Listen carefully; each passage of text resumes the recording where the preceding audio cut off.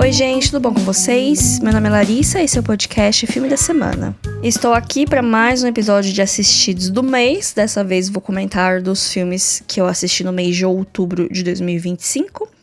Todo ano em outubro eu falo que vou fazer uma maratona de Halloween, um Spooktober.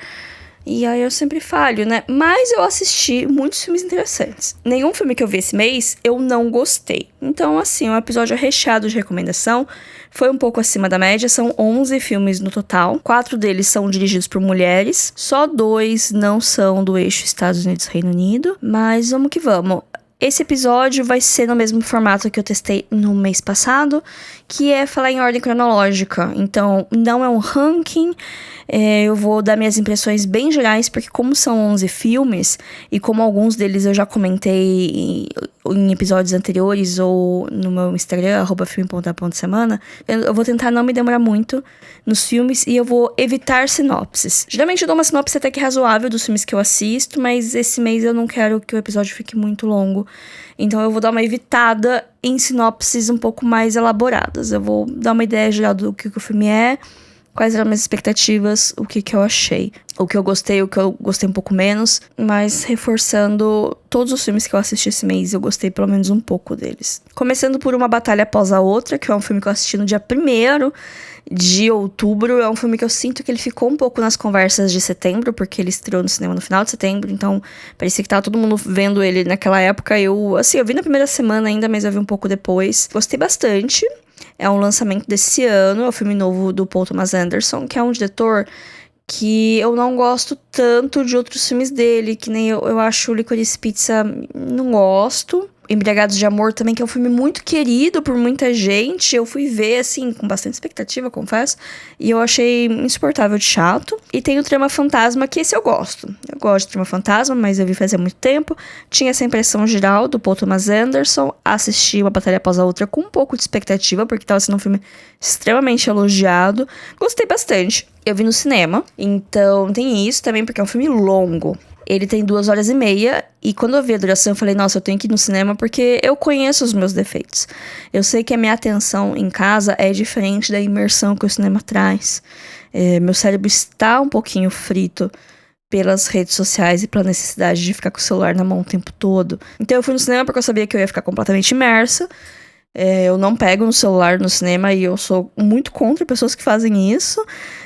Enfim, papo para um outro episódio, mas gostei bastante. O fato de eu ter visto no cinema provavelmente ajudou bastante o filme. Se eu tivesse visto em casa, eu acho que eu ainda ia ter gostado, talvez um pouco menos. É um filme, é um thriller político, assim, de comentário social e a América dos nossos tempos. Ele é bem eficiente nesse retrato, mesmo sendo um filme que já tá pronto faz um tempo, né? Tem algumas coisas ali que parecem extremamente atuais, mas se você parar pra pensar, sempre estiveram ali na coisinha dos Estados Unidos e tal. É um filme que eu acho bem estadunidense. Ele quer traçar um paralelo, assim, meio que entre os dois lados, que a gente vai acompanhar um grupo de guerrilheiros que eles fazem operações para tirar imigrantes de campos de concentração, de prisões, combater a polícia, esse tipo de coisa. Eles são vistos como terroristas. E a gente tem um coronel em específico que acontece uma situação ali e ele meio que pega como missão da vida dele acabar com esse grupo de militantes ativistas. Então, é um filme que pega meio que dois extremos desse espectro e às vezes ele flerta em falar que, tipo, os dois lados são ruins. Ele flerta muito com o centrismo em alguns momentos, ao mesmo tempo que ele traz algumas complexidades que são interessantes de outros grupos diferentes, assim, de resistência, por assim dizer. Enfim, não importa a comparação que você vai fazer com os dois lados, apenas um deles está capturando e encarcerando pessoas. Então, né, enfim. Gostei do filme, eu acho que é um filme que vai ter um grande destaque na temporada de premiações do ano que vem. Guardem esse nome, é bem capaz que ele ganhe o Oscar de melhor filme. Já tô lançando previsão aqui. Eu acho que eu comentei nele no episódio de filmes pra ficar de olho. Mantenho isso. Eu acho que a conversa dele morreu um pouquinho ao longo do mês. Mas é porque aconteceram outras coisas também. Eu acho que quando ele chegar em algum streaming, provavelmente na HBO, porque ele é da Warner... Acho que quando ele chegar no streaming, ele vai voltar pra conversa. E se a Warner for esperta, vai botar esse filme no streaming no começo do ano que vem. Pra bater com as conversas de Oscar e tal. Mas no momento ele tá naquele limbo de que não tá muito no cinema. Talvez esteja em uma sala ou outra. Mas não chegou em aluguel digital, em lugar nenhum digital ainda. Depois, eu assisti um outro filme de 2025. Um filme que eu tava com expectativa muito alta quando ele foi anunciado, que é Amores Materialistas, da Celine Song. Um filme com Dakota Johnson, Pedro Pascal e Chris Evans, que teve vários photoshoots deles pra promover o filme e tal, enfim. Eu tava com muita expectativa pra esse filme, porque eu gosto muito de Vidas Passadas, que é o filme de estreia da Celine Song. E eu fiquei, gente, se essa mulher fez Vidas Passadas como filme de estreia, a carreira dela promete demais. Então eu fiquei com essa expectativa. E aí veio o marketing desse filme, que começou a vender ele como se fosse uma comédia romântica ou um filme de triângulo amoroso. Aí eu fiquei, ok. Eu tenho certeza que o filme não vai ser uma comédia romântica, não nos moldes do tradicional de Hollywood. Mas aí o filme saiu e eu vi muitas críticas mistas pra negativas de várias pessoas que eu confio na opinião e pessoas aleatórias. Muita gente que foi enganada com a premissa de ser uma comédia romântica e foi lá, não foi. Então assim, a minha expectativa subiu e desceu várias vezes. E eu vou dar uma opinião que ela é um pouco popular, mas eu queria não ter ela, porque eu queria, enfim, eu queria ser diferente, mas eu não gosto da Dakota Johnson como atriz. Nunca vi um filme dela onde ela tivesse boa. Eu já vi filmes que ela tava ok, interpretando ela mesma. E aqui ela tá interpretando aquela mesma personagem de sempre, e eu acho que esse é o elo mais fraco do filme, porque ela é protagonista. E eu entendo várias coisas, várias escolhas criativas que foram tomadas em relação a ela, mas eu acho que se tivesse uma atriz mais carismática, o filme seria melhor. Esse filme tem ideias muito, muito boas, que eu não vejo sendo discutido o suficiente, que é sobre o tipo de troca que a gente tem no relacionamento. A gente pode falar que um casamento é um contrato social entre duas pessoas. De fato, é um contrato, é uma sociedade, de certo modo. Antigamente, isso era muito mais escancarado, né? Até por causa da dependência financeira das mulheres nos homens e tal. Então, um casamento precisava ter uma vantagem ali financeira, ou uma possibilidade de ascensão social, enfim, várias coisas. E que é uma ideia que pra muita gente é coisa do passado, mas não é tanto, né? Então, a protagonista, ela é meio que essa casamenteira, ela trabalha numa agência onde fica juntando as pessoas ricas que pagam ela pra fazer essa consultoria de encontrar pretendentes. É uma coisa toda meio absurda, mas eu não duvido que exista. E não é tão diferente também da nossa vida em aplicativos, né? Onde a gente filtra o que a gente quer, seja por idade, por altura, por localização, por vários critérios. E quando a gente vê ali os candidatos, a gente também julga as aparências e julga as primeiras impressões. Então, como isso é diferente do serviço de conexão que ela faz. E também vai jogar essas ideias do que as pessoas querem no relacionamento, né? Você quer uma pessoa que tenha o mesmo status social que você quer tentar ascender socialmente, você quer uma pessoa que seja bonita, o que você quer? Você quer segurança, você quer várias coisas que dá pra ter. Então, tem essa discussão, eu acho bem interessante, várias vezes. Tem essa coisa de comparar relacionamento com transações, que para muitas pessoas pode parecer um pouco não romântico, mas muita coisa na vida não é tão romântica e várias coisas a gente precisa conversar e pensar sobre. Afinal, só amor não sustenta um relacionamento, né? Vários filmes e várias coisas da cultura pop têm essa linha de pensamento que não, o amor conquista tudo, o amor supera todas as diferenças, só amor é suficiente pra manter um relacionamento longo, saudável e feliz. E não, a gente sabe que não é. A gente vive no mundo real. Todo mundo deve ter uma história de coração partido, de um relacionamento que não deu certo por N motivos. E aí eu gosto dessa não romantização da vida que o filme pega, por mais que em vários momentos é frio demais o jeito que ele lida com as coisas. a personagem da Dakota se vê numa situação onde ela conhece um cara novo que é, tipo, tudo que ela quer num homem, checa todas as categorias da checklist dela, e ela reencontra um amor do passado que ela gostava muito, mas que não deu certo por N motivos. E aí não é que isso forma um triângulo amoroso e ela tem que escolher com quem ela vai ficar. Ela fica pensando muito sobre o que ela quer e o que faz uma conexão humana mesmo. Porque aí ela começa a se relacionar com o Pedro Pascal, que é o cara dos sonhos, é o cara perfeito, é o cara que checa todos os requisitos dela. E ela gosta de passar tempo com ele, não é um problema. Ela gosta de como ela se sente com ele. Mas a conexão ali entre os dois não rola. Tanto que eu vi várias pessoas criticando que tem uma cena de sexo entre eles. Assim, não mostra nada explícito, mas é pra ser um momento, assim, não apenas romântico, mas bastante sensual, porque os dois atores são muito bonitos. E é uma cena bem sem graça. É uma cena bem, assim, qualquer coisa. Tipo, poderia ser um negócio super uau e não é. Mas eu acho que é de propósito, gente, porque os dois não têm química. E eu não digo isso como um defeito do filme ou dos atores de não ter química. Não, eu acho que é uma coisa proposital do filme colocar essa falta de química deles, porque é justamente essa questão. Ele é o cara perfeito, é o cara que ela sempre sonhou, mas na hora que chega, na hora que se conhece, na hora que se conversa, não bate. Mesmo o papo sendo gostoso, mesmo eles gostando de se ver, falta alguma coisa ali que é uma coisa que é muito importante para um relacionamento funcionar, né? Gostei disso. Não tem triângulo amoroso, gente. Se vocês esperam isso nesse filme, já tira o Cavalinho da Chuva. Não acho que chega a ser spoilers.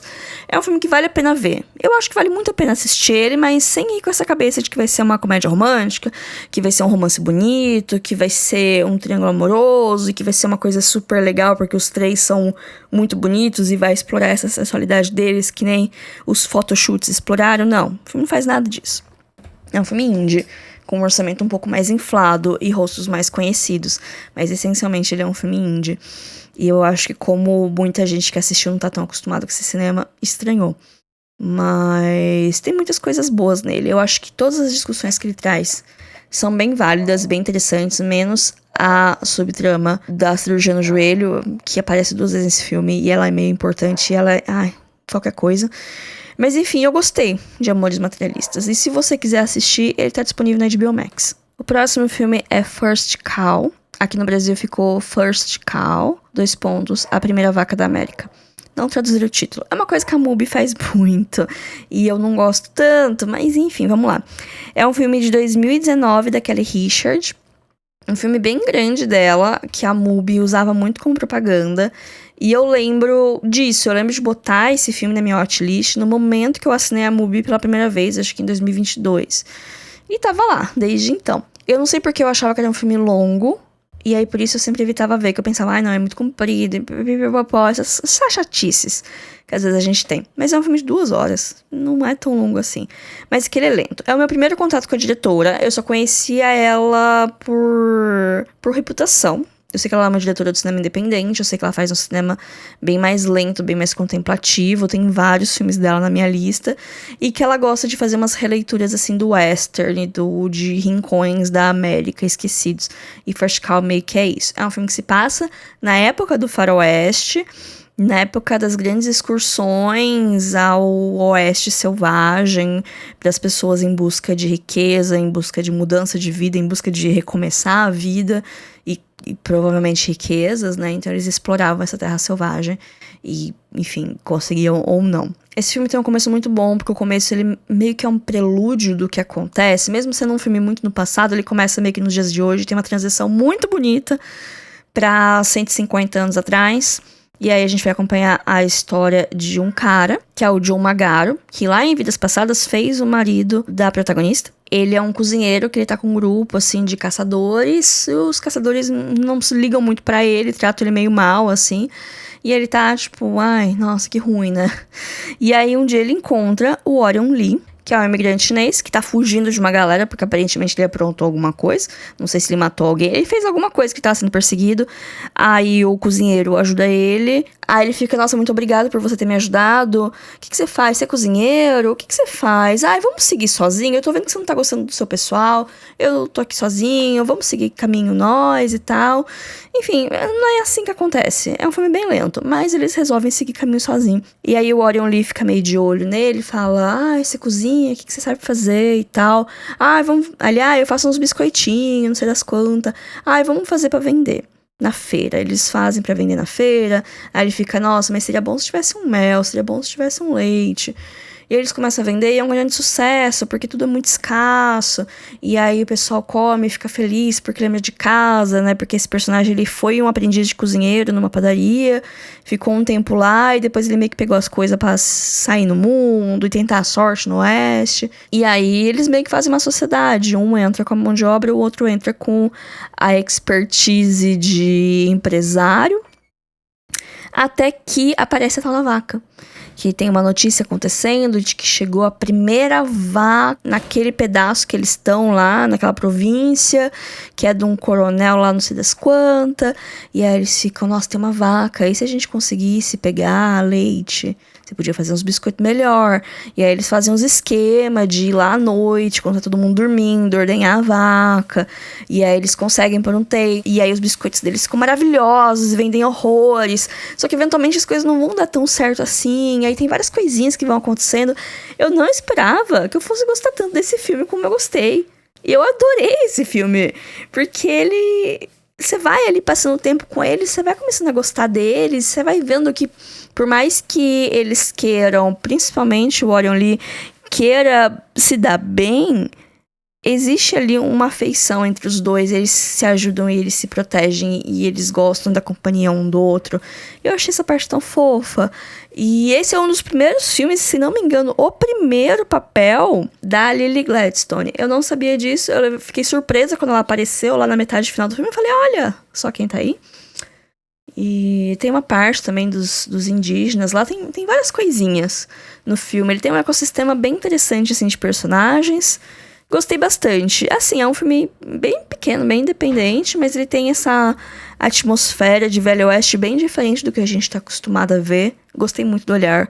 Gostei bastante do filme. First Call tá disponível na MUBI. O próximo filme é A Vida Depois. Filme de 2021, dirigido pela Megan Park. Megan Park, que também dirigiu aquele Meu Eu do Futuro do Prime Video, que é um filme divertido, porém um pouquinho melancólico.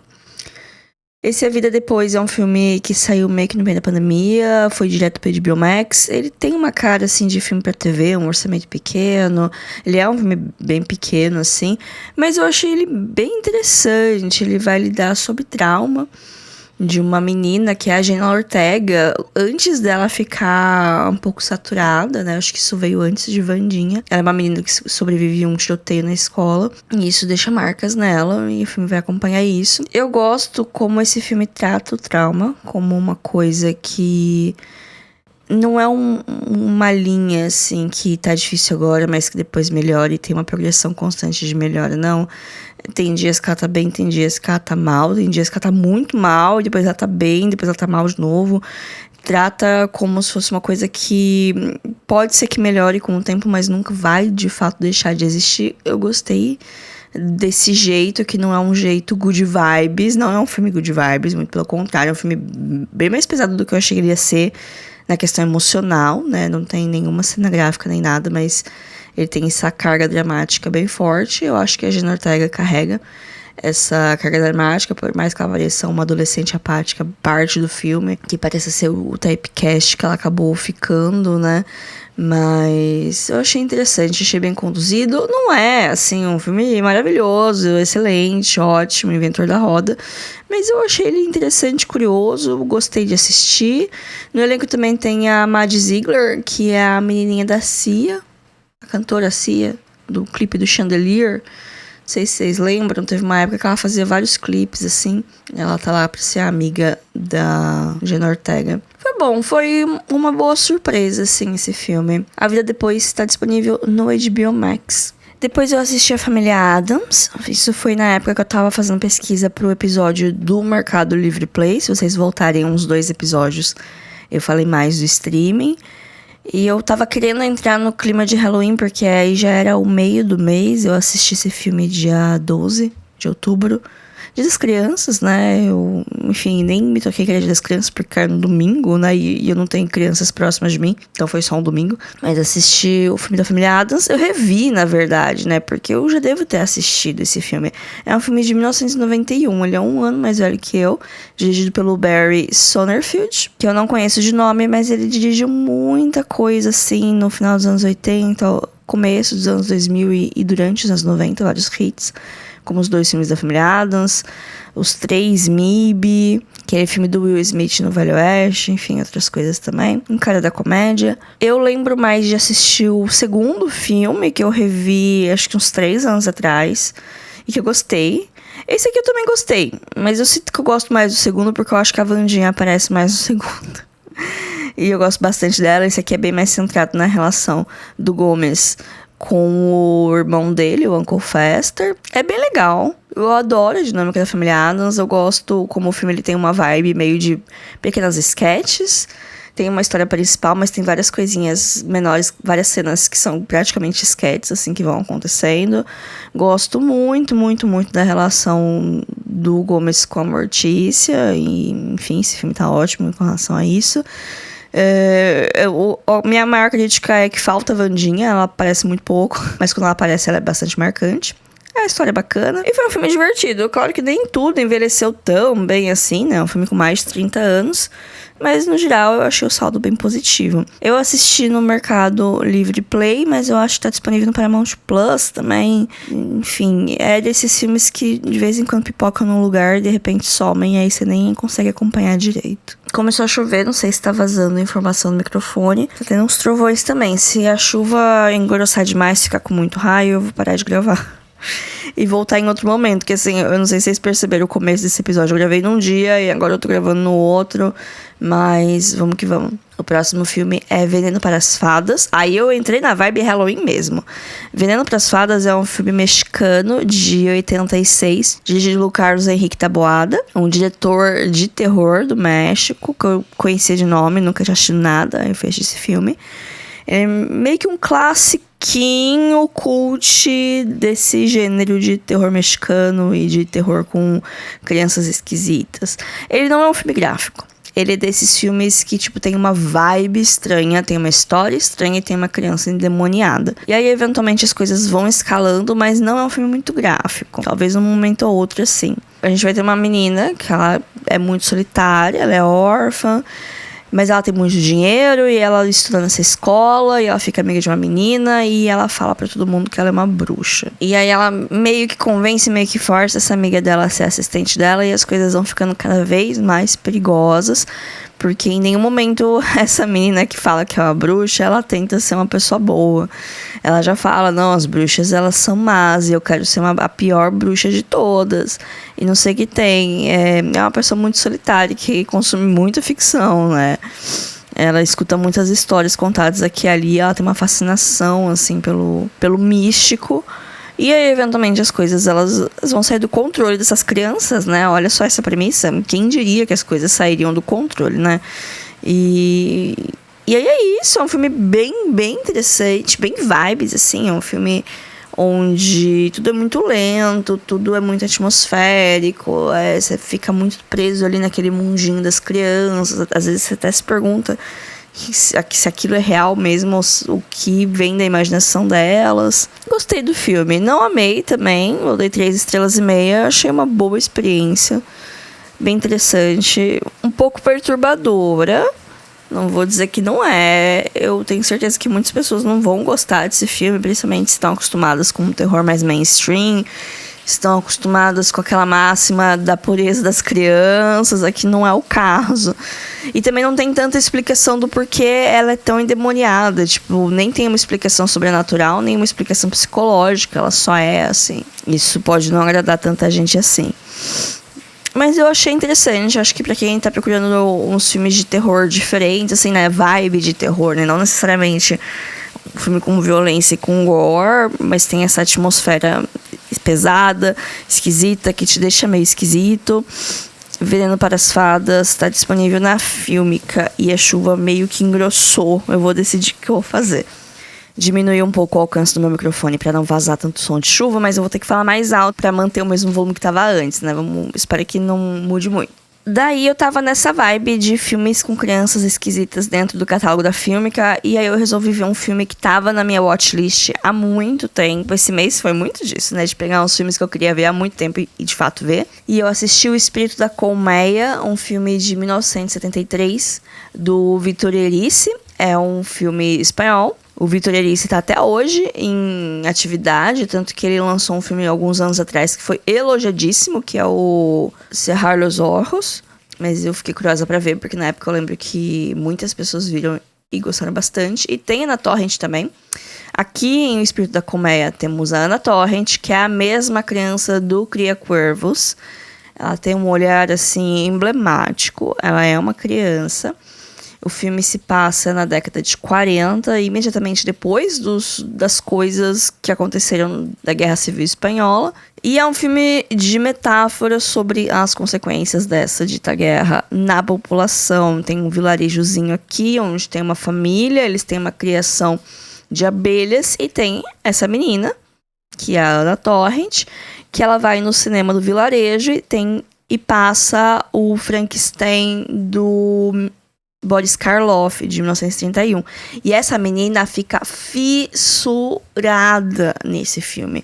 Ele tem um impacto gigantesco nela. E ela meio que fica encantada com a figura do monstro do Frankenstein. Ela fica se perguntando por que todo mundo é tão ruim com ele, né? E ela meio que traz pra vida esse filme. Então tem muitas metáforas pros horrores da guerra, pras consequências da guerra nas pessoas comuns. E nesse escapismo fantástico que ela encontra, que querendo ou não, é um jeito dela lidar com as coisas. Esse filme é, provavelmente, eu não fui pesquisar, mas ele com certeza é uma grande inspiração para a obra do Del Toro. Eu consigo ver muito esse filme como uma inspiração pro Labirinto do Fauno e principalmente para A Espinha do Diabo, que é um filme que se passa na mesma época, é um filme que tem as consequências, né? Os dois filmes têm as consequências da Guerra Civil Espanhola e os dois filmes têm a criança lidando com o escapismo para entender esse mundo complexo que ela tá inserida. Eu gostei muito, mas também é um filme bem parado, é um filme bem atmosférico, bem vibes. Muita coisa a gente não vai captar de primeiro, porque muita gente não tem esse contexto da Guerra Civil. Então, saber que aconteceu alguma coisa meio grave, ele já é importante, que o filme não fala tanto, ele só te joga no lugar e na época, e aí você meio que tem que fazer as conexões. Mas lá na Espanha é um filme muito importante, bem clássico, bem querido, assim. E eu gostei muito de ter visto, porque assim, não só eu vejo ele como referência no cinema do Del Toro, mas eu consigo ver outros diretores, outras coisas que tomaram um pouco de inspiração aqui. Ele é um filme importante, eu consigo enxergar isso, e ele é um filme muito bom também. Então eu recomendo, pra quem gosta de estudar história do cinema, procurar filmes que são referências de outros diretores, e para quem procura filmes diferentes, filmes atmosféricos, filmes que mostram mais do que contam, que deixam mais coisa no ar do que te revela de fato, e filmes com crianças estranhas, porque por mais que não tenha nenhum grande elemento sobrenatural, a personagem da Ana Torrent, ela tem um negocinho ali meio esquisito, um pouco perturbador à sua maneira, bem menos perturbador que Cria Cuervos, mas ainda assim o olhar dela é muito emblemático sempre. Eu não lembro de ver nenhum filme com ela adulta. Tô lembrando dos filmes que ela era criança, mas ela fez bastante coisa depois de adulta também. Preciso procurar mais. O Espírito da Colmeia tá disponível na Fílmica. Eu tava tentando fazer um mês temático de Halloween, mas aí eu parei de ver terror, vi esses dois filmes que são um pouquinho mais terror, ainda que debatível quão terror eles são. Mas aí eu fui pra filmes que tem histórias que pra mim parecem histórias de terror, baseado apenas na sinopse. Então temos dois aqui. O primeiro é Depois de Horas, do Scorsese, um filme de 1985. Eu não vou falar muito porque eu fiz um episódio não só temático pra ele.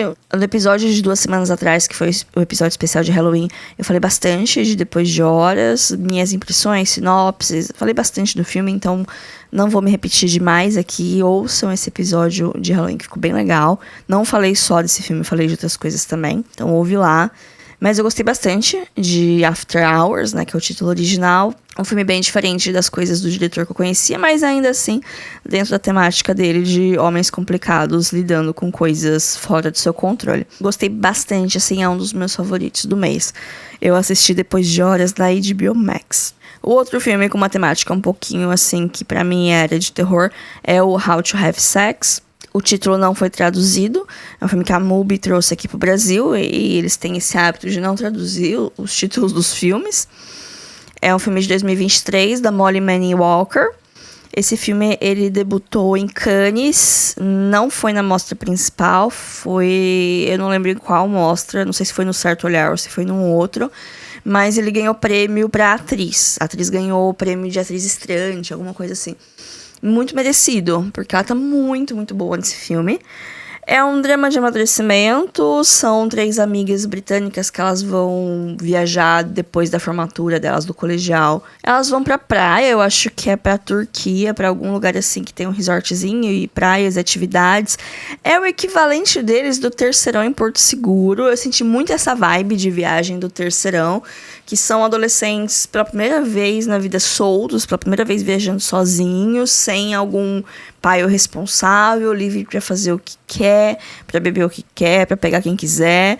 E aí as coisas, claro que saem do controle, porque você quer tanto fazer uma coisa que você não pensa nas consequências, e enfim. Mas é um filme muito interessante sobre descobertas e sobre pressões, principalmente.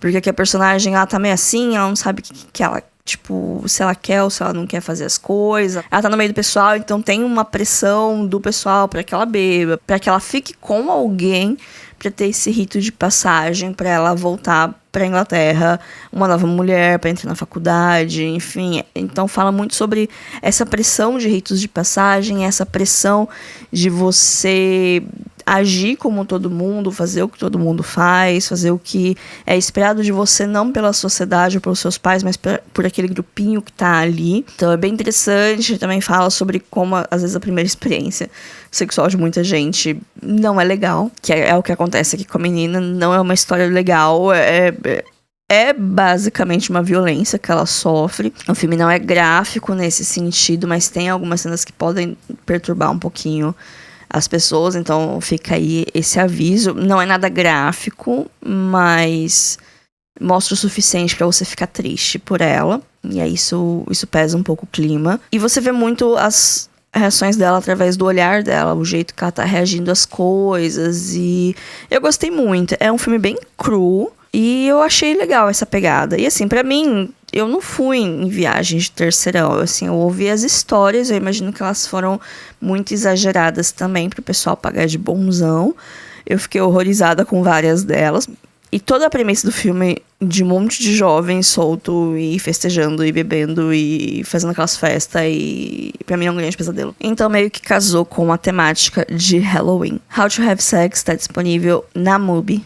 Daí, um filme completamente fora da curva de tudo que eu tava vendo esse mês, eu revi Atlantis, o Império Perdido. Aquela animação da Disney de 2001, dirigido pelo Gary Trousdale e pelo Kirk Wise, que foram os diretores de Bela Fera, de Crocodilo de Notre Dame, fizeram bastante coisa na Disney, enfim. E eu lembro de assistir Atlantis na época que saiu, quer dizer, eu aluguei o VHS na locadora, né, na época que saiu. E eu lembro de não gostar muito. Tipo, eu achei interessante o conceito, eu lembro de achar o filme bonito, mas eu lembro de não gostar tanto do final, ficar um pouco entediada, assim, no final dele, e no final ter um saldo meio... foi bacana, mas não foi incrível que nem outros filmes que eu tinha assistido na mesma época, né? Foi logo depois da Era de Ouro da Disney. Só que Atlantis é um dos filmes favoritos do meu marido, né? E aí a gente tava conversando, aí ele falou, vamos rever? Aí eu falei, vamos, claro. E aí revi. E agora eu tenho uma opinião um pouco mais simpática do filme, mas ainda assim eu enxergo alguns dos problemas deles, que talvez sejam os problemas que não ajudaram muito no sucesso do filme na época. Pra começar, que é um filme muito violento. Eu meio que lembrava disso. Na verdade, eu lembrava da minha mãe reclamando de como que ela achou o filme violento. E aí, na época, eu fiquei meio assim, mas revendo agora, principalmente pra um filme infantil, é um filme com uma contagem de corpos muito grande, né? Porque tem toda a expedição, né? O protagonista, ele é um linguista, na verdade, que ele é obcecado com a existência do mundo perdido de Atlantis, e aí ele faz as pesquisas dele. Ele acha que ele descobriu alguma coisa, mas ninguém lá no lugar que ele trabalha leva ele a sério, bota ele fazer umas tarefas bem aleatórias, assim, pra não ficar enchendo o saco, porque ele é bem dessas pessoas que ficam enchendo o saco dos outros e tal, pra ouvir a teoria dele. Então, ele finalmente consegue alguém que acredita nele, banca essa expedição. Eu não lembrava desse começo. Eu só lembrava da expedição indo. E eu lembrava que era meia dúzia, assim. Era um grupo com vários arquétipos. Mas que era um grupo pequeno. E aí, a hora que eu vi a expedição saindo, era um submarino gigantesco. Com, tipo, umas 200 pessoas. Eu fiquei, gente, essas pessoas vão tudo morrer? Aí eu virei pra Alexandre e falei, todo mundo vai morrer, né? Aí ele, vai. Isso não é spoiler, gente. Eu não acho que isso seja spoiler. No pôster só tem meia dúzia de gente. Mas enfim, as pessoas morrem. E nada é mostrado em tela, é claro, é um desenho da Disney. Mas eu achei... eu achei um pouco violento, assim, considerando que é um filme Disney, como as coisas foram acontecendo. Eu acho legal que o grupo, ele tem uma preocupação com a diversidade entre os personagens. Diversidade tanto de corpos quanto de etnias, assim. Achei isso legal para uma coisa do começo dos anos 2000.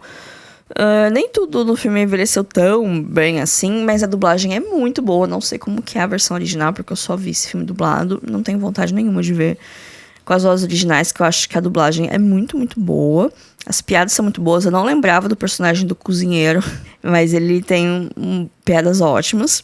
E aí, na hora que chega em Atlantis é legal. Mas aí que eu acho que o filme começa a perder um pouco é no clímax dele. Eu acho que o clímax dele é muito corrido. É um filme minúsculo, é um filme de 1h30.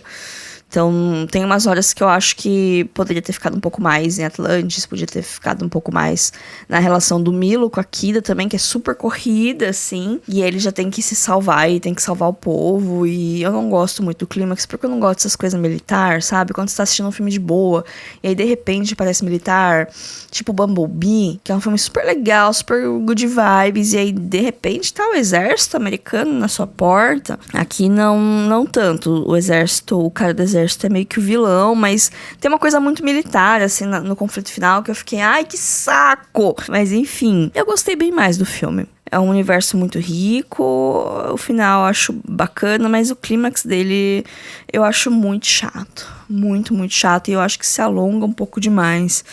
E aí eu me sinto meio roubada de tempo que eu poderia ter passado com os personagens e tal, mas eu gostei do filme. Gostei mais de revisitar ele do que quando eu assisti quando eu era criança.